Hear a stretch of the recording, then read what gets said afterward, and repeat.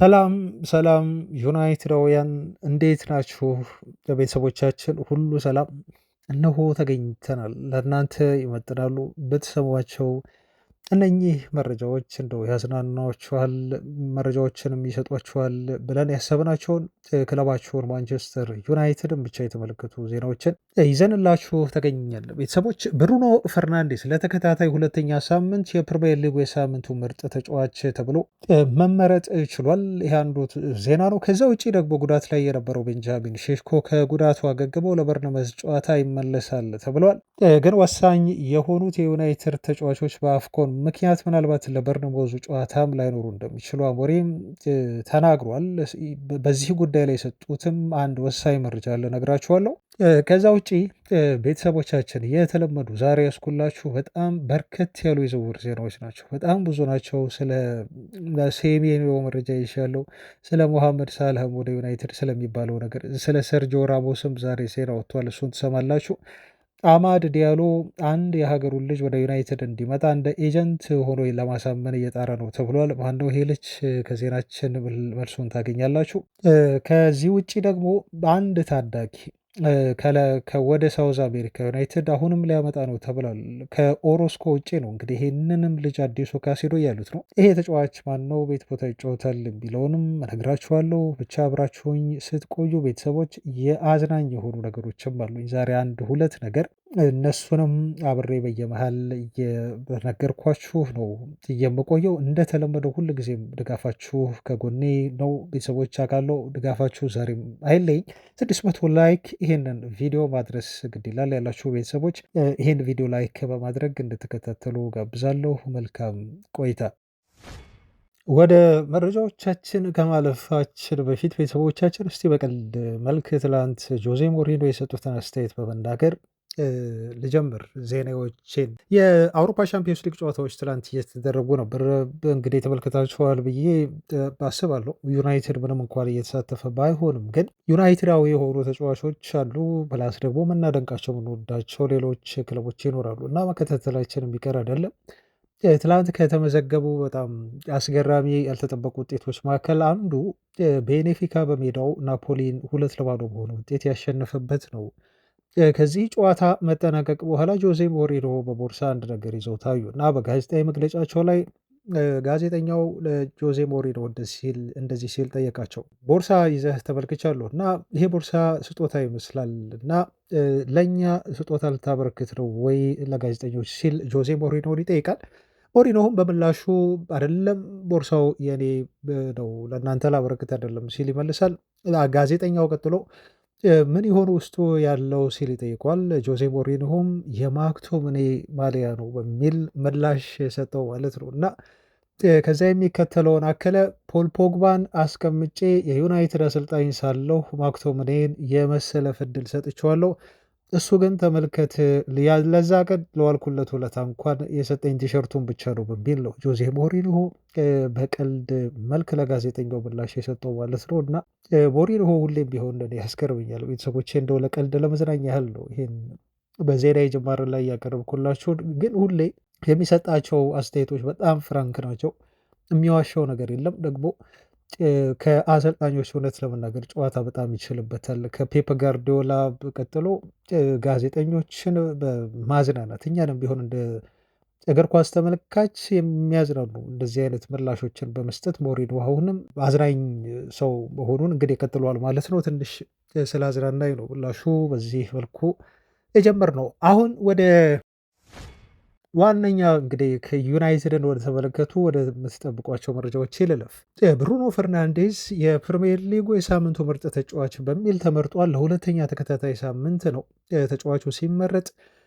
ተጫዋቹ እንግዲህ በዚህ ባለፉት 2 ሳምንታት እያሳየ የሚገኘው ድንቅ ብቃትን ተከትሎ ነው። በተለይ በወልቭሱ ጨዋታ 2 ጎል አስቆጥሮ እንደዚሁም አንድ አሲስት አድርጓል እና የፕሪሚየር ሊጉ ምርጥ ተጫዋች ለመባል እጩ ሆኖ ተካቶ ነበር እና ይህንን ሽልማት ለሁለተኛ ተከታታይ ሳምንት አግኝቷል ማለት ነው። ብሩኖ ፈርናንዴዝ በጣም ጥሩ አቋም ላይ ይገኛል። በተለይ ሰሞኑን በአውሮፓ ከሚገኙ ትላልቅ 5ቱ የአውሮፓ ሊጎች መካከል ምናልባት ብዙ የጎል ማግባት እድሎችን በመፍጠር የሚበልጠው ኬላን ምባፔ ነው። እሱም በ2 ብቻ ነው የሚበልጠው። ብሩኖ ፈርናንዴዝ 45 ቻንስ ክሬት ሲያደርግ ኬላን ባፔ ደግሞ 47 ቻንሶችን እንደዚሁ ክሬት በማድረግ ቀድሞት ይገኛል ማለት ነው። እና ይሄ ምን ያህል ምርጥ ፎርም ላይ እንደሚገኝ ማሳያ ነው። ሌላም እንዲሁ መረጃዎችን ለማከል ስለ ብሩኖ ፈርናንዴዝ የሚያስገርሙ ቁጥሮችን ልንገራችሁ። ብሩኖ ፈርናንዴዝ እንዲሁ በመላው አውሮፓ ብዙ አሲስት ያለው ተጫዋች ነው። ይሄ ተጫዋች ብዙ ኳሶችን አሲስት አድርጓል፣ በተለይ በፕሪሚየር ሊጉ። እንዲሁም ብዙ ቻንሶችን ክሬት አድርጓል በሊጉ። ትልቅ የሆነ የሬቲንግ በማግኘት በየጨዋታዎቹ ብሩኖ ፈርናንዴዝ አንደኛ ነው። የስሩቦል በመስጠት ተጫዋቹ አንደኛ ነው የሚገኘው። ስሩቦል የምንለው እንግዲህ በአማርኛ ምንድን ነው? የመሬት ለመሬት ኳስ ማለት ነው። ተጫዋቾችን ሰንጥቆ የሚሰጥ የመሬት ኳስ፣ በዛም አንደኛ ነው ብሩኖ። ሹት ክሬት አክሽን በማድረግ እንዲሁ አንደኛ ነው። ለመሾት እንዲሁ በጣም ቅርብ የሆኑና ለሹት የሚጋብዙ እድሎችን በመፍጠር ማለት ነው። እንዲሁም ጎል ክሬት በማድረግ ጎል ክሬቲንግ አክሽን ተብሎ ደግሞ የሚጠራ ለጎል ምቹ የሆኑ አክሽኖችን ወይም ድርጊቶችን በመከወን አንደኛ ነው ማለት ነው። ሁለተኛ ደረጃ የተቀመጠው ደግሞ ቢግ ቻንስ ክሬት በማድረግ እንዲሁም ኤክስፔክትድ አሲስት በማድረግ እና ፕሮግሬሲቭ ፓስ በማድረግ ሁለተኛ ነው። እንደዚሁም ብዙ ጎል በማስቆጠር ብዙ አሲስት በማድረግ ሁለቱንም አንድ ላይ ሶስተኛ ደረጃ ላይ ተቀምጧል ማለት ነው። ሎንግ ፓስ ኮምፕሊት በማድረግም ብሩኖ ፈርናንዴዝ ሶስተኛ ነው የሚገኘው እና ስታቶቹም በሙሉ ስታየው ከእንግሊዝ ተጫዋቹ አልፎ እንዲሁ በመላው አውሮፓ ምን ያህል በጣም ምርጥ የሆነ አማካይ እንደሆነና በቅርቡ እንደውም ጄሚ ካራገር ብሩኖ ፈርናንዴዝ የዓለማችን ምርጡ አማካይ ነው ሲል የተናገረውን ነገር የሚያጠናክር ነው ማለት ነው። እነኚህ ቁጥራዊ መረጃዎች ወይም ተጫዋቹ የያዛቸው ደረጃዎች የሚያመላክቱ ነው። እንደ ቡድን ደግሞ ካየን ማንቸስተር ዩናይትድ በዚህ ሲዝን በፕሪሚየር ሊጉ በርካታ ነጥቦችን በመሰብሰብ ቀዳሚ ክለብ ሆኗል። ብዙ ነጥብ የሰበሰበው ደግሞ በሊጉ ከተቀመጡ የደረጃ ሰንጠረዣቸው ምናልባት ከ1 እስከ 10 ከሆኑ ክለቦች በርካታ ነጥቦችን የወሰደ ቡድን በሚል ነው። 15 ያህል ነጥቦችን ዩናይትድ አሁን ካገኛቸው ነጥቦች መካከል የወሰደው ከሊጉ ወገብ በላይ ባሉ ክለቦች ነው ተብሏል። ከቶፕ 1 እስከ 10 ድረስ ባሉ ክለቦች ማለት ነው። ይህ የሚያሳየው ክለቡ ጠንካራ እንደሆነ ነው። እንግዲህ ትልልቅ ቲሞች ሲገጥሙት በጠንካራ መልኩ ይጫወታል፣ እንዲሁም ነጥቦችን ይወስዳል። ብዙ ጊዜ ነጥቦችን የጣለውና ያመከነው ከፕሪሚየር ሊጉ ወገብ በታች ባሉ ክለቦች እንደሆነ ነው የሚያሳየው። ይህም ዩናይትድ ማመሳከሪያ እንዲሆን በቅርቡ የጣላቸው ወሳኝ የሆኑ በጣም ደካማ ከሚባሉ ክለቦች ጋር የጣላቸው ውድ የሆኑ 5 ነጥቦች ጥሩ ምስክር ናቸው። ሌላው ግን ደግሞ ትላንት አንድ ነገር አውርቻቸው ነበር ቤተሰቦቼ። ማኑኤል ኡጋርቴ ለዩናይትድ ሜዳ ላይ በተሰለፈባቸው ደቂቃዎች ዩናይትድ ምን ያህል ብዙ ጎል እንደሚቆጠሩበት፣ በጣም ትንሽ ጎል እንደሚያገባ፣ በተቃራኒው እሱ ሜዳ ላይ ባልነበረባቸው ጨዋታዎች ደግሞ ዩናይትድ ብዙ ጎሎችን ያስቆጥራል፣ ጥቂት ጎሎችን እንዲሁ ይቆጠሩበታል ብዬ ነግራችሁ ነበር። አንዳንድ ተጫዋቾች ሜዳ ላይ ሲገቡ ገዳቸው በጣም ልዩ ነው። ለምሳሌ ሌላኛው ተጫዋች ከማኑኤል ኡጋርቴ በተለየ መልኩ እሱ ሜዳ ላይ ሲገኝና እንደዚሁም እሱ ሜዳ ላይ ሳይገኝ ሲቀር የዩናይትድ ውጤት አንድ አይደለም። ሜሰን ማውንት ሜዳ ላይ ካለ ዩናይትድ ውጤት ይዞ ይወጣል፣ በጣም ጥሩ ይጫወታል። ሜሰን ማውንት ሜዳ ላይ የማይኖር ከሆነ ደግሞ ዩናይትድ መጥፎ ይጫወታል ወይ ዝቅተኛ ነጥብ ይሰበስባል። ለምሳሌ በፕሪሚየር ሊጉ ማንቸስተር ዩናይትድ መውሰድ ከነበረበት 24 ነጥቦች ሜሰን ማውንት ሜዳ ላይ ሳይኖር ቀርቶ ያገኛቸው ነጥቦች 9 ብቻ ናቸው። ቤተሰቦቻችን ሜሰን ማውንት ባልጀመረባቸው ጨዋታዎች ለምሳሌ በብሬንትፎርድ በጣም አሳማኝ የሆነ ሽንፈት ደርሶብናል። ከቼልሲ 10 ተጫዋች ይዘው ነው የተጫወቱት። እንደዚሁም ተጫዋቹ በ20 ጥሩ የሆኑ ሚኒቶችን ተጫውቷል። ስለዚህ ይህን ጨዋታ ማሸነፍ ችለናል። የሲቲው ጨዋታ ላይ በጣም መጥፎ የሆነ እንቅስቃሴ ባይሆንም ግን ውጤቱ ሲቲን አሸናፊ አድርጓል። ከፎረስት ጋር ስንጫወት ዩናይትድ በጣም ደካማ ሆኖ ነበር። በፎረስቱ ጨዋታ ላይ ዩናይትድ ነጥብ ሊጥል የቻለው በቶተንሃሙም ጨዋታ እንደዚሁ መካከለኛ ተጫውተን ግን ነጥቡን ተጋርተን መተናል። በኤቨርተኑ ጨዋታ በጣም መጥፎ ጨዋታ አድርገን ተሸንፈናል። በዌስትሃሙ ጨዋታም ይህም በጣም መጥፎ እንቅስቃሴ ባናደርግም ግን በመጨረሻዎቹ አፈጻጸማችን ጥሩ አልነበረም። ቲሙ ጎል አስተናግዶ እንዲሁ ይህን ጨዋታ ያጠናቋል። በብራይተን ጨዋታ 4 ጎሎችን አስቆጥረን ትልቅ የሆነ ድል ተቀናጅተናል ማለት ነው። ስለዚህ እሱ ባልተሰለፈባቸው ጨዋታዎች አብዛኞቹ እንደው የቼልሲን ማሸነፋችን እና ብራይተንን ማሸነፋችን ነው እንጂ በጣም መጥፎ ውጤት ያስመዘገብንባቸው ጨዋታዎች ናቸው ማለት ነው። እሱ ደግሞ በተሳተፈባቸው ጨዋታዎች ያሉትን ስንመለከት ቤተሰቦች አርሰናል ጋር ስንጫወት ዩናይትድ በጣም ዶሚኔት አድርጎ ነበር። ማሸነፍ የሚገባው ጨዋታ ነበር፣ ግን እዚህ ጨዋታ ላይ ኦፍኮርስ ተሸንፏል። በፉልሃሙ ጨዋታም ላይ በጣም ጥሩ የሆነ ፈርስት ሃፍን አሳልፈናል፣ ግን ሰከንድ ሃፍ ላይ ቲሙ ተቀዛቅዞ እንዲሁ ነጥብ ጥሏል።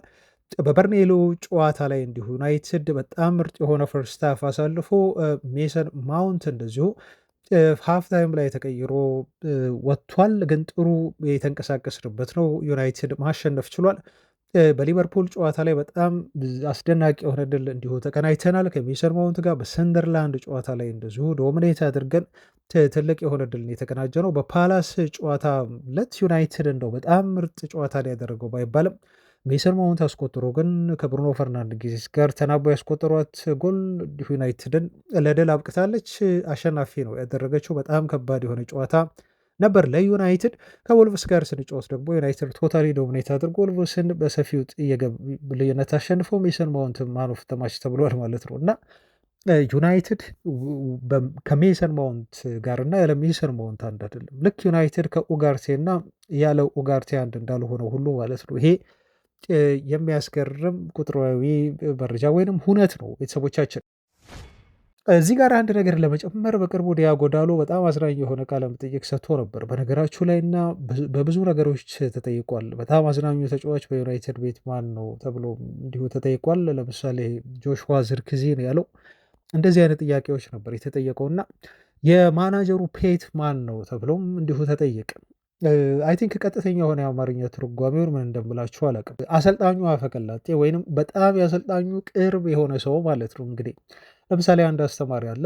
ይሄ አስተማሪ ከሁሉም ተማሪዎች የሚቀርበው እና የሆነ ነገር የሆነ ፕሮብሌም ሲኖር ወይ መልእክቱ ማስተላለፍ ሲፈልግ ወይ ሆነ ፐርፐዝ ላይ ሲያስፈልገው ፒክ የሚያደርገው ተማሪ አለ።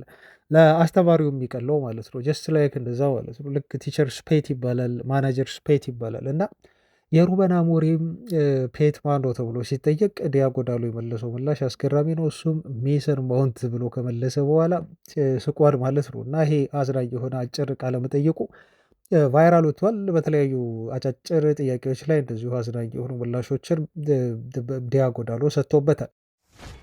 ቀጥለናል ቤተሰቦች። ዜናዎቹን ላይክ ማድረጋችሁን አትርሱ። ቪዲዮ ላይክ እያደረጋችሁ ሼር አድርጉ ለጓደኞቻችሁ። ሰብስክራይብ ያላደረጋችሁም ሰብስክራይብ በማድረግ እንደተከታተሉን በድጋሚ ላስታውሳችሁ። ቤተሰቦች ወደ ቤንሻሚን ሼሽኮ ዜና እንመለስ። በጣም አስደሳች ዜና ይመስላል።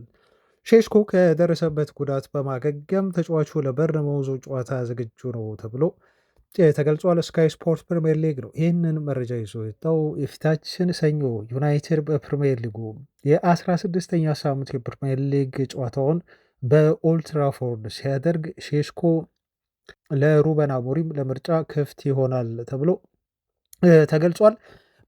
ይሄ ታይሚንጉን የጠበቀና ዩናይትድ እጅግ በሚፈልገው ሰዓት የተገኘ ከጉዳት የተመለሰ ተጫዋች አድርጋችሁ ልትወስዱ ትችላላችሁ።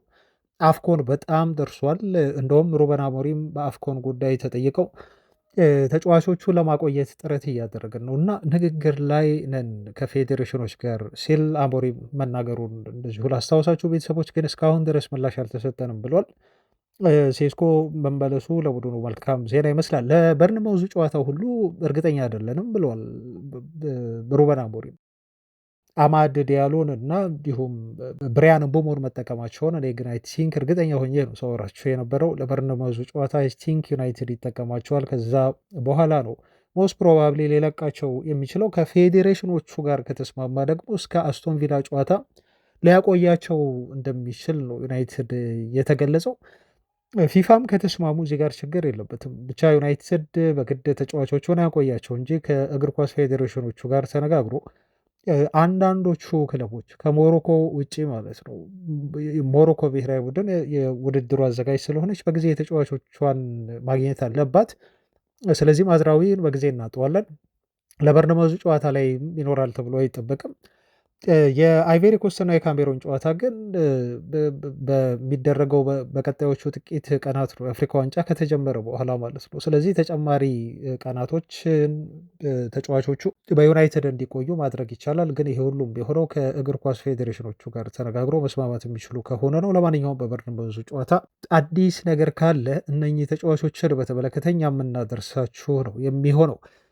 በነገራችሁ ላይ እዚህ ጋር አንድ ዜና እንዲሁ ላክል ኦናና ጋር በተያዘ ነው። ኦናና ኦሚት ተደርጎ ነበር ከካሜሮን ብሔራዊ ቡድን ጋር ጥሪ ያልቀረበለትም ነበር። አሁን ግን ወደ ካሜሮን ብሔራዊ ቡድን ተመልሷል ተብሏል እና በርካታ ዩናይትድ ደጋፊዎች እንደውም በዚህ ጉዳይ ላይ በማፌዝ አስተያየት ሰጥተውበታል። በጣም ጥሩ ነው እሱ ከተመለሰ ወደ ካሜሮን ብሔራዊ ቡድን ብሪያን ምቡሞ ደግሞ ከአፍሪካ ዋንጫ በጊዜ ተሰናብቶ ወደ ዩናይትድ ቶሎ ይመለሳል ማለት ነው ሲሉ ነው እንግዲህ በዚህ መልኩ ኦናና ላይ የቀለዱት። ለማንኛውም ተጫዋቹ በአፍኮን ይሳተፋል፣ የካሜሮን ብሔራዊ ቡድንን በድጋሚ ተቀላቅሏል ነው የተባለው። ስለ ቤንጃሚን ሼሽኮ ከጉዳት መመለስ ዜና ቅድም አደረስኳችሁ ቤተሰቦች። ወኪሉ ሰሞኑን አስተያየት እየሰጠ ነው እና ዛሬ አንድ የሰጠውን አስተያየት ልንገራችሁ እና በቀጣይ ሌሎች በርካታ አስተያየቶች አሉት በቀጣዮቹ ቀናትም እንዲሁም ማደርሳችሁ ይሆናል። የሼስኮ ወኪል ኤልቪስ ተብሎ ይጠራል።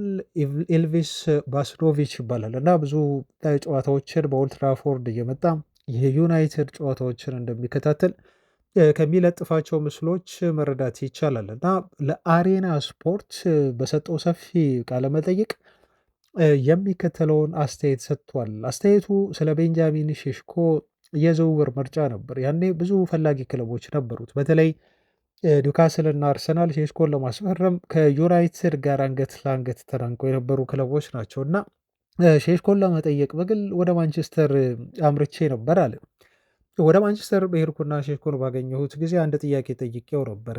ስለ ምርጫው፣ ስለ ዝውውሩ የሚሰማውን ስሜት እንዲነግረኝ ስጠይቀው ማንቸስተር ዩናይትድን መምረጤ በጣም ትልቁ ውሳኔ ነበረ። በህይወቴ የወሰንኩት በጣም ትልቁ ውሳኔ እና በዚህ ውሳኔ ፍጹም ደስተኛ ነኝ። ማንቸስተር ዩናይትድን እንደው መርጬው ባይሆን ኖሮ ይሄኔ በህይወት ዘመኔ ሁሉ የሚቆጨኝ እጅግ ከባድ የምጸጸትበት ውሳኔ ይሆን ነበር ሲል ሼሽኮ ነግሮኛል በሚል ነው ወኪሉ በዚህ መልኩ አስተያየት የሰጠው ማለት ነው እና ከውጭ እንደሚተቸው ተጫዋቹ ላይ ብዙ አሁን ጫና ለማሳደር በተለይ ቀድሞ የዩናይትድ ተጫዋቾች የማልወዳቸው ስማቸውን መጥቀስ አልፈልግም ቤተሰቦች በተደጋጋሚ ተናግሬያለሁ። ዩናይትድ ተጫዋቾችን እያረጋጉ አይደለም በሚል ተጫዋቹ ይሄ ፕሬዠር ፍጹም ጫና እንዳልተሰማው እና ለዩናይትድ በመፈረመው ፍጹም ደስተኛ እንደሆነ ቤንጃሚን ሼሽኮ እንደውም ባይፈርም ኖሮ ነበር በህይወቱ እጅግ ሊቆጭ እንደሚችል የተናገረው ማለት ነው ለወኪሉና ይሄንን ምላሽ ሰጥቷል። ነገም በተለያዩ ጉዳዮች ላይ የሰጠው አስተያየት አለ። ዩናይትድ እና እንዲሁም ሩበን አሞሪምን በተመለከተ ዜናዎች ላይ ማደርሳቸው ይሆናል። ቀጥለናል ቤተሰቦች። ስለ ዝውውር ደግሞ መረጃ የምናደርስበት ሰዓት ይሁን። አሁን የአማድ ዲያሎን የኤጀንትነት ሚና ዜና ልንገራችሁ። አንድ ተጫዋች አለ ዩናይትድ የሚፈልገው ልጅ ነው። በጣም አስደናቂ ተጫዋች ነው። ለጀርመኑ አርቢ ሌይፕዚግ በመጫወት ላይ ይገኛል። ያን ዲያሞንዴ ተብሎ ይጠራል እና ይሄ ልጅ አይቬሪ ኮስታዊ ነው። ዩናይትድ ባለሙያዎቹን ልኮ በተደጋጋሚ እንደ ሌሎች ክለቦች ሁሉ በፕሪሚየር ሊግ እንደሚፈልጉት ሊቨርፑልን ጨምሮ ለምሳሌ ስካውቶችን እየላከ ይከታተለዋል። ከጀርመን ከሚከታተላቸው ለምሳሌ ስቴለር ጋር አብሮ እየገመገመው ያለ ልጅ ነው። ይሄ ተጫዋች እንግዲህ የአጥቂ ባህር ያለው ተጫዋች ነው። በ10 ቁጥር ቦታ ላይ ይጫወታል፣ ግራውን ይዞ ማለት ነው እና ብዙ የአውሮፓ ትላልቅ ክለቦች በጣም ምርጥ ፎርም ላይ መሆኑን ተከትሎ ነው እየተከታተሉትም የሚገኘው። ዩናይትድም ስሙ የተነሳው በዚህ ምክንያት ነው እና አማድ ዲያሎ ያው አይቮሪ ኮስታዊ መሆኑን ተከትሎ በተለይ በአፍሪካ ዋንጫ ወደ ሞሮኮ ሲያመራ አብሮት የማሳለፍ በጣም ብዙ ጊዜ እድል ያገኛል እና ይሄ ተጫዋች ወደ ዩናይትድ እንዲመጣ ያሳምነዋል እና አማድ ዲያሎ ይሄ ተግባር ተሰጥቶት ይሄ ሚሽን ተሰጥቶት ነው ተጫዋቹን ለማሳመን በአፍሪካ ዋንጫ ጥሩ እድሉን ሊጠቀም እንደሚችል እየተገለጸ የሚገኘው። ልክ ኦናና ብሪያን ምቡሞን ወደ ዩናይትድ እንዲመጣ እንዳሳመነው እና በርካታ የዩናይትድ ደጋፊዎች አንድሬ ኦናና እንደው ለዩናይትድ ከሰራው ትልቁ ለታ ማዕከል አንዱ ብሪያን ምቡሞ ወደ ዩናይትድ እንዲመጣ ማሳመኑ ነው ብሎ ገልጿል። አማድም ለዩናይትድ እዚህ ጋር ኤጀንት ሆኖ ለመስራት ሀሳብ አለው ተብሎ ተነግሯል ማለት ነው እና ይሄ ልጅ አስደናቂ የሆነ ሲዝን እያሳለፈ ነው። በነገራችሁ ላይ ፍራንክፈርትን 6-0 ሲያሸንፉ ባለፈው ሳምንት የቡንደስሊጋ ጨዋታ ላይ ሃትሪክ መስራት የቻለ ልጅ ነው እና በዚህ ሲዝን ለአርቢ ላይፕዚግ በጣም ምርጥ የሆነ እንቅስቃሴ በማድረግ 9 ጎሎች ላይ ኮንትሪቢዩት ማድረግ የቻለ ልጅ ነው እና ይሄ የጎል ኮንትሪቢዩሽኑ ብቻ አይደለም፣ በየጨዋታዎቹ ላይ የሚያስመዘግባቸው የጨዋታ ሬቲንጎች በራሱ 8.4 እና ከዛ በላይ ናቸው። ምን ያህል በባለፉት 7 ጨዋታዎች ላይ አስደናቂ የሆነ እንቅስቃሴ በማድረግ ላይ ያለ ልጅ ነው ማለት ነው። በእያንዳንዱ ጨዋታ አቬሬጅ ሬቲንጉ 8.4 እና ከዛ በላይ ነው ማለት ነው። ስለዚህ ዩናይትድ ይሄን ልጅ የሚፈልገው እንግዲህ ለምሳሌ በቀጣይ ዜና ማደርሳችሁ የአንቶኒዮ ሴሜንዮ ዜና አለ። እነኚህን የመሳሰሉ ተጫዋቾች ማያገኝ ከሆነ እንደ አማራጭ አድርጎ ያዘው ነው ማለት ነው። በዛ ላይ ደግሞ እድሜው ገና 19 ነው። ገና በማደግ ላይ ያለ በጣም ትልቅ ፖቴንሻል ያለው ተጫዋች መሆኑን ተከትሎ ነው ማለት ነው። ግን ትልቁ ችግር አሁን ሊቨርፑል ይፈልገዋል፣ አሁን ዩናይትድ ያገኘዋል ብዬ እዚህ ጋር እንደው መተማመኛ ልሰጣችሁ አይደለም። ቤተሰቦች እንደ የትኛውም ክለብ ይፎካከራል ተጫዋቹን ለማስፈረም ማለት ነው። እንግዲህ ያሉትን ኦፕሽኖች አማራጮች ፕራይመሪ ታርጌት የቱ ነው፣ ሰከንደሪ ታርጌት የቱ ነው እያለ ነው ዩናይትድ ሄደው ታውቃላችሁ። የዝውውር ፕሮሲጀሩን ሊቨርፑል መሐመድ ሳላሁን ክለቡን ይለቃል። እርግጥ ሆኗል። ከክለቡ ጋር አይደለም፣ ከአሰልጣኙ ጋር እየተግባባም አይደለም። እንግዲህ ብዙ ውዝግብ ውስጥ ገብተዋል። እዛ ነገር ውስጥ አንገባም። ግን የመሐመድ ሳላ ምትክ ሊያደርጉ ታስበው ነው እንግዲህ በጣም እየተከታተሉት የሚገኘው ማለት ነው። ሊቨርፑል አብረን አያይዘን ዜናውን ልንገራችሁ። ወደ ሴሜኒዮ መረጃ ነው እንግዲህ አብረን የምንሄደው። በዲያሚዮንዴ ላይ ብቻ አይደለም ዩናይትድን የሚፎካከሩት እና በዚህ ተጫዋች ዝውውር ላይ ፉክክር ብቻ ሳይሆን በሌላኛው ዩናይትድ ዋነኛ የዝውውር ታርጌት ነው ተብሎ እየተነገረለት ባለው በአንቶኒዮ ሴሜኒዮም ላይ ይፎካከራሉ ዩናይትድን ተብሎ ተገልጿል ማለት ነው። ስለዚህ ሁለቱ ክለቦች አንገት ለአንገት ተናንቀዋል። እነኝን ከዋክብት ለማስፈረም ማለት ነው። ከሁለቱ አንዱን ተጫዋች አንዱ ክለብ እንደሚያገኝ እርግጥ ነው። በአፍኮን ምክንያት ታዲያ ምናልባት አንቶኒዮ ሴሜንዮ በጥር የዝውውር መስኮት የሚያደርገው ዝውውር ሊሰናከልበት ይችላል ተብሎ ቢነገርም ግን የሚያስገርም ውሳኔ ወስኗል። ሴሜንዮ ለጋና እግር ኳስ ፌዴሬሽን በአፍሪካ ዋንጫው ጥሪ ባቀርበውለት ብሔራዊ ቡድኑን እንዲቀላቀል ቢጠይቁትም እሱ ግን ትኩረት ማድረግ እፈልጋለሁ እና በእግር ኳስ ኬሪየሬ ላይ በጣም ወሳኝ ወቅት ላይ ይገኛለሁ። ስለዚህ በዚህ ሰዓት ማተኮር የምፈልገው በበርንመዝ ላይ ብቻ ነው ብለው ነው ተጫዋቹ ብሎ ይህን ሰበብ በመስጠት አሁን ከብሔራዊ ቡድን ራሱን እንዳገለለ እና በአፍሪካ ዋንጫ የጋና ብሔራዊ ቡድን ወክሎ ወደ ሞሮኮ እንደማያመራ የተነገረው ማለት ነው። እኔ በግሌ በጣም አስገርሞኛል። በነገራችሁ ላይ ብሔራዊ ቡድን ጥሪ ብሔራዊ ቡድን ነው። ልጁ ለዩናይትድ ለመፈረምም አስቦ ሊሆን ይችላል፣ ላይሆንም ይችላል። ወይ ደግሞ በአጠቃላይ ልጁ አሁን ያሰበው ነገር ምንድን ነው? እዚህ ጋር እርግጠኛ ሆኖ ለመናገር በአፍሪካ ዋንጫ ምክንያት አንደኛ ልጁ ለጉዳት ሊዳረግ ይችላል።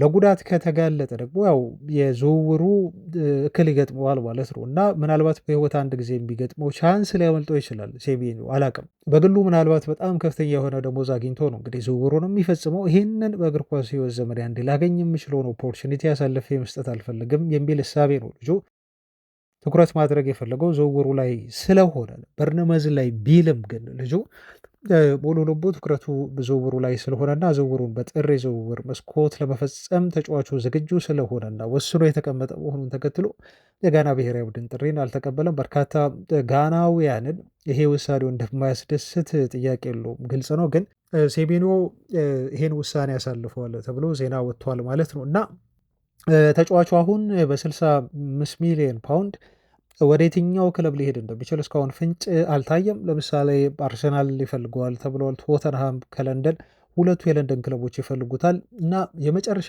ምርጫ ከአርሰናል እና ከቶተንሃም የትኛው ነው ከተባለ ተጫዋቹ የሚመርጠው ግን አርሰናልን ነው። ምክንያቱም በፍጹም ቶተንሃምን እንደው ተቀላቅሎ የአርሰናልን ማስቀየም አይፈልግም ተብሎ ተነግሯል። ለአርሰናል ጥሩ የሆነ ነገር አለው ይባላል። የአርሰናል ደጋፊም ነው አድናቂም ነው የሚባሉ ወሬዎች አሉ። ግን ከሁለቱ የለንደን ክለቦች ይልቅ ተጫዋቹ ሞር የሚያመዝነው ሊያመራ የሚችለው ወደ 3 ክለቦች ነው።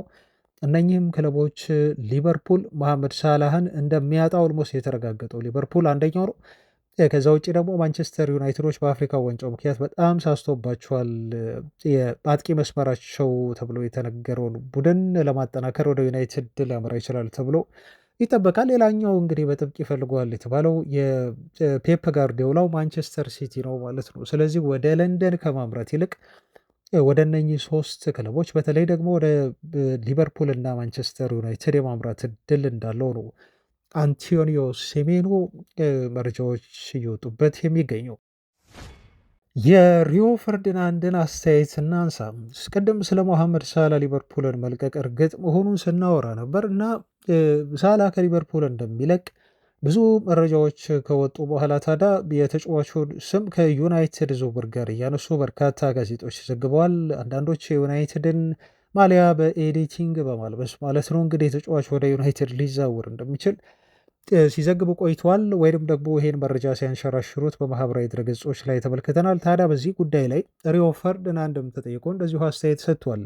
ቀጣይ ጥር የዝውውር መስኮት ላይ ዩናይትድ ይህን ልጅ ለማስፈረም የዝውውር ጥያቄ ማቅረብ አለበት ወይ ተብሎ የተጠየቀው ሪዮ ፈርዲናንድ እንደዚህ ሲል መልሷል። በፍጹም ሞሳላ ወደ ማንቸስተር ዩናይትድ የሚዛወርበት እድል የለውም። ይሄ ዝውውር የሚሆን አይመስለኝም። ምናልባት ደጋፊዎች እንግዲህ ዝም ብለው ዝውውሩን ወይም ደግሞ የሆነ ፋሽኔት ለማድረግ ከዩናይትድ ጋር አያይዘውት ማውራት ፈልገዋል እንጂ ዩናይትድ በትክክል ተጫዋቹን ለማስፈረም ፍላጎት ኖሮት የተወራ ወሬ አይመስለኝም ሲል ነው እሱ የተናገረው ማለት ነው። እና ምናልባት ይህንን ዝውውር ለመፈጸም ማንቸስተር ዩናይትድ እንቅስቃሴ ሊያደርግ እንደሚችል ሪዮ ፈርዲናንድ እርግጠኛ ሆኖ የተናገረው ምናልባት እኔ ብሆን ግን አለ እኔ ብሆን ግን እንደ ግል ከጠየቃችሁኝ ለሞሳላ ይፋዊ የሆነ የዝውውር ጥያቄ ወደ ማንቸስተር ዩናይትድ እንዲመጣ አቀርብለታለሁ። ምክንያቱም ሞሳላ የማይታመን ተጫዋች ነው ሲል ነው የተናገረው ማለት ነው። ግን ሁለቱ ክለቦች ባላቸው ተቃርኖ ምክንያት ዝውውሩ እውን የመሆን እድሉ በጣም ጠባብ እንደሆነ ነው ፈርዲናንድ በአስተያየቱ ላይ የተናገረው። ዜናዎቻችን ይቀጥላሉ። ቤተሰቦች አሁንም መረጃዎቻችን አልተለኩም። አንድ ግን ትንሽ ፈገግ ካስባለኝ መረጃ ላድርሳችሁና ወደ ቅድመ ዝውውር ዜናዎቻችን እንመለሳለን። አርሊንግ ብራውት ሃላንድ ትላንት በአውሮፓ ሻምፒዮንስ ሊግ በተደረገ ጨዋታ በሪያል ማድሪድ ላይ ጎል ማስቆጠሩን እናስታውሳለን። በጣም ጥሩ ፎርም ላይ ነው የሚገኘው። በእንግሊዝ ፕሪሚየር ሊግ እጅግ አስደናቂ የሆነ ጎል ማግባት ሪከርድ ላይ ይገኛል። ምናልባት የእግር ኳስ ዘመኑ በጣም ጥሩ ፎርም ብለን ከምንገልጸው ጥሩ ፎርም ላይ ነው ብለን ከምንገልጸው ሲዘን አንዱ ሊሆን ይችላል። ኤርሊንግ ብሮት ሃላንድ ታዲያ አንድ ነገር አስተያየት ሰጠ። እሱም ስለ እግር ኳስ የተናገረው ነገር ነው። ኦፍኮርስ ከዩናይትድ ጋር ባያያዝም ግን ዩናይትድን ነካክቶ የሰጠው አስተያየት ትንሽ ስላዝናናኝ አስተማሪም ይሆናል ብዬ ስላልኩ ወደ እናንተም አቀርበው እና እኔ የእግር ኳስ ትልቅ አድናቂ ነኝ። መጫወት ብቻ አይደለም እግር ኳስን መመልከት እወዳለሁ ሲል ሃላንድ ይናገራል። ምናልባት ጊዜ ካለኝ እና እረፍት ከሆንኩ ጨዋታዎችን መከታተል ቀዳሚ ምርጫዬ ነው የሚለው ኤርሊንግ ብሮት ሃላንድ። ለምሳሌ በቅርቡ ከፍቅረኛዬ ጋር እራት ጋብዣት ነበር ነው የሚለው እና እራት አብሬያት እያሳለፍኩ አብረን እየተጫወትን እያወራን ግን በመሀል እግር ኳስ ጨዋታ አለ የለም ብዬ ቼክ አደረግኩ ነው የሚለው ሃላንድ። እና እንደ አጋጣሚ ማንቸስተር ዩናይትድ ጨዋታ ነበረው ከዌስትሃም ጋር ይሄን ጨዋታ ከፈትኩት ይላል ሃላንድ። እንግዲህ አብሮ ዴት አድርጓት ራት እየተገባበዙ ነው ይሄንም ያደርገው ሃላንድ። ሴቶች ትኩረት ይፈልጋሉ ታውቃላችሁ፣ እግር ኳስን ደግሞ ይጠላሉ። በተለይ በእንደዚህ አይነት ሞመንት እግር ኳስ ጨዋታ ተከፍቶ ማየት አይፈልጉም። ስለዚህ ሃላንድ የሲቲ ተጫዋች ቢሆንም ግን ኢቨን ዩናይትድ ጨዋታ ካለው በራሱ ቴሌቪዥኑን ኦን አድርጎ ዩናይትድን ጨዋታዎችን በደንብ አድርጎ እንደሚያዩ የተናገረው እና ይህን ጨዋታ ከፈትኩኝ አለ እና እሷ ይህ እግር ኳስ የሚባል ነገር ሰልችቶኛል እና አስጠልቶኛል፣ ይህን ቴሌቪዥን አጥፋ ወይም አቴ አይነት ነገር አለችው። ሃላንድ ግን በፈገግታ የመለሰላት መልስ ነው በጣም ያስገረመኝ። አውቃለሁ እግር ኳስን መመልከት አንቺ አቶችም ግን ምንጊዜም ቢሆን በቃ መከታተል አለብሽ፣ ግዴታችን ነው። ምክንያቱም ይሄን እራት አፎርድ ያደረግነው እግር ኳስ ስላለ ነው እና በእግር ኳስ ምክንያት ነው ብዬ መለስኩላት። አንቺም ቢሆን እኔን ያገባሽኝ በእግር ኳስ ምክንያት ነው፣ ከኔ ጋር አብረሽ ያለሽው በእግር ኳስ ምክንያት ነው በሚል ነው ሃላንድ ምላሽ ሰጧት ብሎ የተናገረው ማለት ነው። እንግዲህ ይሄን ሁሉ ያለው ሃላንድ የማንቸስተር ዩናይትድን ጨዋታ ከፍቶ ለመመልከት ነው። አስቡት እንግዲህ ኦፍኮርስ በማንቸስተር ከተማ ያሉ የዩናይትድ ደጋፊዎች ይወዱኛል ይላል ሃላንድ። በማንቸስተር ከተማ ሲሄድ በግሌ ስንቀሳቀስ እንኳን የዩናይትድ ደጋፊዎች ሳይቀር በፍቅር ነው የሚጠሩኝ እንጂ ልክ የደርቢ ስሜት ኖሯቸው እኔን ለመተናኮል ወደ ሌላ ነገር ውስጥ አይገቡም ሲል አስተያየቱን መስጠቱን ከዚህ በፊት ታስታውሳላችሁ። ይሄ አስተያየቱ ግን ትንሽ ያዝናናኝም በጣም አስተማሪም የሆነ ነገር የተናገረበት መሆኑን ተከትሎ ነው እንደው ያቀረብኩት ወደ እናንተ ቤተሰቦች። ሌሎች የዩናይትድ ዜናዎች ደግሞ እንደለፉ በተለይ ከክለቡ ሊለቁ ይችላሉ ተብለው ስማቸው እየተነገረባቸው ካሉ ተጫዋቾች መካከል አንዱ የኮቢ ሜኖ ጉዳይ ነው። አልፍሬድ ፔንዶላ ትላንትም አሁን ናፖሊዎች ኮቢ ሜኖን ከዩናይትድ ለማስፈረም ጠንካራ እንቅስቃሴ ያደርጋሉ ሲል መረጃውን በድጋሚ አውጥቷል። በጣም ግፊቶች አሉ፣ ጫናዎች አሉ። እንደውም በትላንት ዜና ላይ ይሄ ተጫዋች ቢለቅ ይሻላል፣ ምክንያቱም እየተፈጠረ ያለው ኖይዝ እና የቀድሞ ተጫዋቾች ስለዚህ ልጅ ብቻ ማውራታቸው የክለቡን ትኩረት አሰልጣኙንም ቢሆን ሊወስድ ይችላል በሚል ተናግሬ ነበር እና ኮቢ ሜኖ አሁን የሚለቅበት እድል እየሰፋ የመጣ ይመስለኛል እና ትላንት እንደውም ጆቫኒ ማና የተባሉት የናፖሊው ስፖርቲንግ ዳይሬክተር ስለ ኮቢ ሜኖ ዝውውር ተጠይቀው ነበር እና እንዲህ ሲል ምላሽ ሰጠ። የሜኑ ስም ከናፖሊ ጋር ሲነሳ የቆየው ከባለፈው ኦገስት ወይ ክረምቱ በኛ የዝውውር መስኮት ጀምሮ ነው ነው ያለው። ተጫዋቹ ካለው እድሜው አንጻር እንዲሁም ካለው ፖቴንሻል አንጻር እና ዩናይትድንም እንዲሁ ሊለቅ የሚችል ተጫዋች መሆኑን ተከትሎ ስሙ ከኛ ጋር ተያይዟል አለ ይህ ሰው። ከዛ ምን ብሎ ነው የተናገረው አስተያየት ምናልባት አሁን ወሳኝ የሆኑ ተጫዋቾቻችን ከቡድናችን ጋር ተለያይተዋል በጉዳት ምክንያት ሲል የናፖሊ ስፖርቲንግ ዳይሬክተር መናገሩን ይቀጥላል። በጣም በጥሩ ጤንነት ላይ ሆነው በቅርቡ ሊመለሱልን እንደሚችሉ እናስባለን። ነገር ግን በእነኚህ ተጫዋቾች ጤንነትና ለናፖሊ መመለስ ጉዳይ ላይ በደንብ አድርገን ኢቫሉዌት ማድረግ አለብን፣ ማጥናት አለብን ሲል ደግሞ ምላሽ ይሰጣል እና ነገሮች እንዴት አድርገው ፕሮግረስ እንደሚያደርጉ ወደፊት የምናይ ይሆናል ሲለው ማለት ነው የናፖሊው ሰው በዚህ መልኩ አስተያየት የሰጠው እና ንግግሩ እንዴት ይተረጎማል ካላችሁ ኦፍኮርስ ሜኑን እናደንቋለን። ታለንት ያለው ተጫዋች ነው። ከዩናይትድ ቤት ሊወጣ የሚችልበትም እድል በጣም ሰፊ ነው። እኛ ደግሞ ጉዳት አለብን። ስለዚህ ኮቢ ሜኖን የማስፈረሙን እድል ካገኘን ልንመለከተው ልናጤነው እንችላለን የሚል አይነት ምላሽ የሰጠበትን ቃለ መጠይቅ ነው ያደረገው ማለት ነው።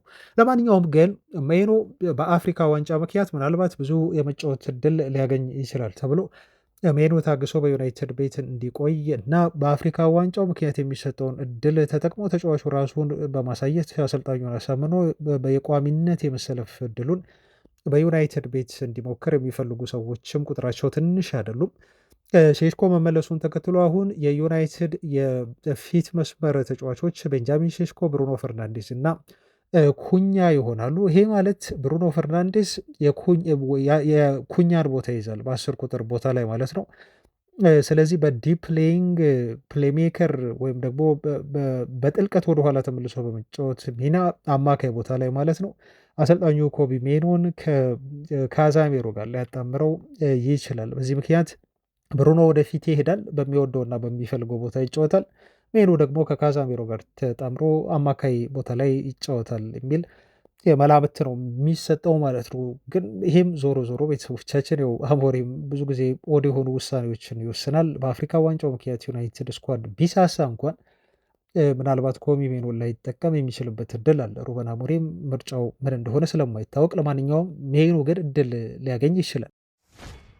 ይሄ አንዱ ዜናችን ነው። ቤተሰቦች የዘርኪዚን መረጃ ደግሞ ላንሳ። ጆሹዋ ዘርኪዚን ለማስፈረም ድርድሮች እየተደረጉ ነው በሚል መረጃዎች ወጥተዋል። በተለይ ስፖርት ዊትነስ የተባለው የዜና ምንጭ ይህንን ዘግቦታል። አሁን ሁለቱ ክለቦች ጠንከር ያለ ንግግር ማድረግ ጀምረዋል ከሮማ ጋር ብሎ ነው እንግዲህ ዘርኪዚና ዩናይትድ ሊለያዩ እንደሚችሉ አስተያየቱን ስፖርት ዊትነስ የዘገበው ማለት ነው። ኢጣሊያኑ ክለብ ታዲያ ይሄን ልጅ ለማስፈረም ያቀረባቸው አማራጮችም እንደዚሁ ተጠቅሰዋል አብረው።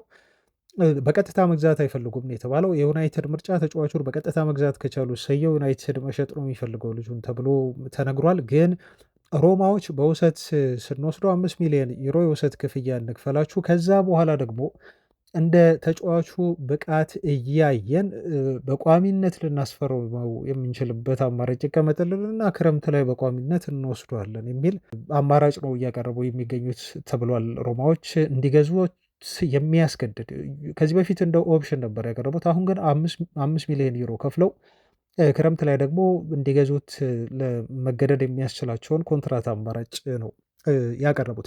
ዩናይትድ ደግሞ በቀጥታ አሁን በጥር የዝውውር መስኮት ተጫዋቹን 35 ሚሊዮን ዩሮ ግዙን የሚል ሀሳብ አምጥተዋል ተብሎ ተገልጿል።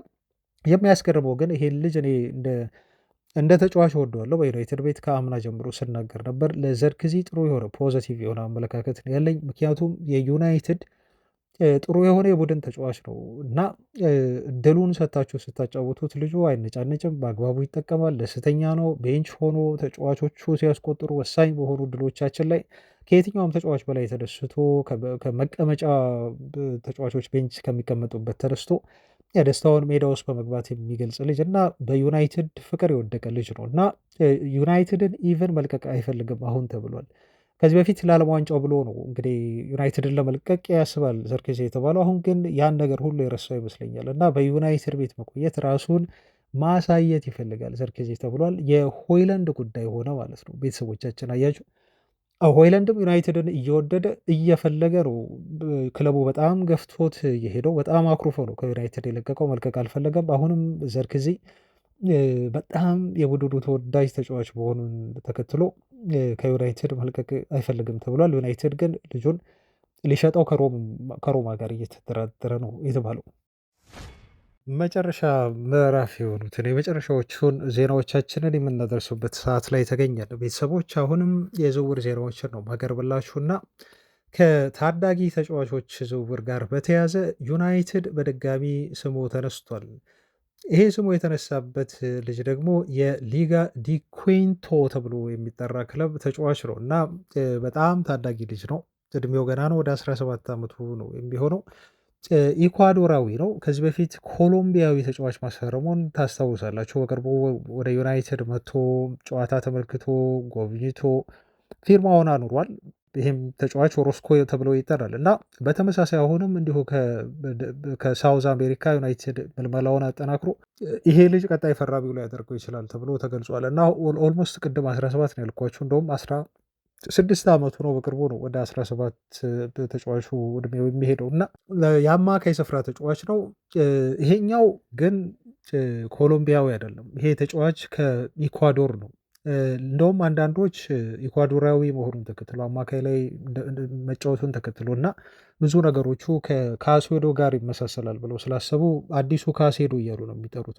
ኦሮስኮንም አዲሱ ካሴዶ ብለው ሲያሞካሹት ነበር ቤተሰቦቻችን እና ስሙ ኤደርሰን ካስቲሎ ተብሎ ይጠራል። ይህን ተጫዋች ለማስፈረም ዩናይትዶች እንግዲህ ከሌሎች የአውሮፓ ትላልቅ ክለቦች ቀድመው በተለይ ደግሞ ታውቃላችሁ ቼልሲዎች ምን ያህል እንደሚያነፈንፉ። ትላንት እንኳን አንድ ተጫዋች እዚህ አህጉራችን አፍሪካ ድረስ መጥተው አስፈርመውታል ገና ከወዲሁ። አሁን ደግሞ ይህን ልጅ አርሰናልን ጨምሮ ቼልሲ፣ ባየር ሙኒክ እና ብዙ የአውሮፓ ትላልቅ ክለቦች ሊያስፈርሙት እንደዚሁ አሰፍስፈዋል እና እየተከታተሉት ነው ተብሎ ነው የተገለጸው። ዩናይትድ ግን ከነኚህ ትላልቅ የአውሮፓ ክለቦች ቀድሞ ተጫዋቹን በእጁ ለማስገባት ከወዲሁ ጥረት ማድረግ ጀምሯል ተብሏል። ቦላ ቪአይፒ ዶት ኮም ነው ይህንን የዘገበው ማለት ነው እና አሁን ያለው የዩናይትድ አመራር በተለይ እንደዚህ አይነት ታዳጊ ተሰጥኦ ያላቸውን ተጫዋቾች አድኖ ወደ ዩናይትድ በማምጣትና አካዳሚውን እንዲቀላቀሉ በማድረግ በጣም ጥሩ ስራ እየሰራ ያለ ነው እና ይህንንም ልጅ ሊያስፈርሙት እንደሚችሉ እሱን ብቻ አይደለም ሌሎች በርካታ በስካውቶቻቸው አማካኝነት የሚመለምሏቸው ተጫዋቾች አሉ እና ብዙ ፈራሚዎችን፣ ታዳጊዎችን፣ ተሰጥኦችን ወደ ዩናይትድ ያመጣሉ። ቅድም ስለ ሃላንድ ሳወራ ነበር። ሃላንድን ዩናይትድ በጣም በትንሽ ገንዘብ ላይ ያስፈርመው እድል ቀርቦለት እምቢ ያለ ቡድን ነው። ይሄ ስካውት ቢኖር ከዚህ በፊት ይሄ ስህተት አይፈጸምም። ሃላንድ ይሄኔ ዩናይትድ ተጫዋች መሆን ነበረበት። ካሴዶን ለማስፈረም ዩናይትድ 4 ሚሊዮን ፓውንድ አቅርብ ተብሎ እኮ ነው። ምንነቱ ለማይታወቅ ብዙ ራሱን ፕሩቭ ላላደረገ ተሰጥኦ አለው ለተባለ ልጅ ይሄን ያህል ገንዘብ አልወጣም ብሎ በተለይ በሶልሻየር ዘመን እነኚህን ትልልቅ ተጫዋቾች ዩናይትድ ያጣው ማለት ነው። ያኔ አሁን ዳታ ላይ መሰረት ያደረገ እንደዚህ እንደሚወራው ከመላው ዓለም በብዙ ሺዎች የሚቆጠር ተጫዋቾች ዳታ ያለው ቲም በደንብ የተደራጀ ቲም ቢሆን ኖሮ ዩናይትድ እንደዚህ ያሉ ተጫዋቾችን በፍጹም ሚስ አያደርግም ነበር። ካሴዶንም፣ ኤርሊንግ ብሮት ሃላንድንም፣ ሌሎች ቤንጃሚን ሼሽኮንም ጨምሮ ስሙ እኮ ከዩናይትድ ጋር ቀደም ብሎ ተያይዞ የነበረ ልጅ ነው እና ዜና ደስ የሚያሳይ ነው። ዩናይትድ ታለንት እያደነ ቼልሲን ሁሉ እየተፎካከረ ነው የሚገኘው ማለት ነው። ስለ ሰርጂዮ ራሞስ ትላንት ዜና አድርሰናችኋል ቤተሰቦቻችን። አሁንም በተደጋጋሚ ከወደ ስፔን ይህን ዜና እየዘገቡት ነው የሚገኘው ቤተሰቦቻችን። ትላንት ከስፔን በወጣው መረጃ መሰረት እንግዲህ የተጫዋች 39 ዓመቱ ላይ ቢሆንም እና ክለብ አልባ ቢሆንም አሁን ዩናይትዶች በይፋ ተጫዋቹን ለማስፈረም ኮንትራት አቅርበውለታል ተብሎ ተነግሯል። አሁንም ይህን ዜና ደግሞ በመዘገብ ያረጋገጠልን ላሴር የተባለ ሚዲያ ነው። ጎልን በመጥቀስ ነው እንግዲህ ላሴር ይሄንን ዜና ይዞ የወጣው 39 ዓመቱ ነው። ዩናይትድ አሁን ያላቸው ፖሊሲ ደግሞ እኔ ዝውውሩ ኦፍኮርስ የሚሆን አይመስለኝም። ምክንያቱም ዩናይትድ እየሄደበት ያለው የዝውውር ፖሊሲ ሰርጂዮ ራሞስ እንዲመጣ የሚያደርገው አይደለም። ከእድሜው አንጻር ነው ያልኩት። ከደሞዝ አንጻር ግን አይ ቲንክ ዩናይትድ ይሄን ልጅ አፎርድ ማድረግ የሚችል ይመስለኛል። ለሱ የሚሆን ደሞዝ ዩናይትድ አያጣም። ብዙ ደሞዝ አይጠይቅም። ሰርጂዮ ራሞስ እንደ ድሮ 300 200 አይ ዶንት ቲንክ 100,000 ፓውንድ በሳምንት የሚጠይቅ አይመስለኝም። ነገር ግን ይሄ ለስቶፕ ጋፕ የሚመጣ ተጫዋች ሊሆን ይችላል። ምክንያቱም የዩናይትድ የተከላካይ መስመር አሁን እየሳሳ ነው፣ እየተጎዱበት ነው ልጆች። ለምሳሌ ማቲያስ ዴሊክት አሁን ጉዳት ላይ ነው የሚገኘው። ጥሩ እየተጫወተ በነበረበት ሰዓት፣ ጥሩ ፎርም ላይ በነበረበት ሰዓት ማለት ነው። ሃሪ ማጉዌርም በተመሳሳይ ማለት ነው። ስለዚህ ይሄ ነገር የሚደጋገም ከሆነ በሌሎቹም ተጫዋቾች እርግጠኛ አይደለንም። ምናልባት ሲዝኑን እንዲያስጨርሰው በሚል ዩናይትድ ለ6 ወር ልጁን ሊያመጣው የሚችልበት እድል ግን ሊኖር ይችላል ማለት ነው። ቤተሰቦቻችን እና ቶታሊ የምናጣጥለው ሩመር አይደለም፣ ግን የመሆን እድሉ በጣም ጠባብ ነው የሚመስለኝ እኔ በግሌ። ቤተሰቦች ለዛሬ የነበሩኝ ዜናዎች እነኝህን ይመስላሉ። አብራችሁኝ ስለቆያችሁ እዚህ ላይ ብቃን። ቪዲዮ እንዳይረዝም ማለት ነው። ነገ አዳዲስ ነገሮች ካሉ ከዛሬም እንዲሁ የተረፉን የቤንጃሚን ሼሽኮም መረጃዎች አሉ በነገው ዜናዎች ላይ በድጋሚ ስንመለስ እናገኛችሁ ወደ እናንተ የምናደርስ ይሆናል። አብራችሁኝ ስለነበራችሁ ከልብ አመሰግናለሁ። ፋሚሊዎች ሰላሙ ባይ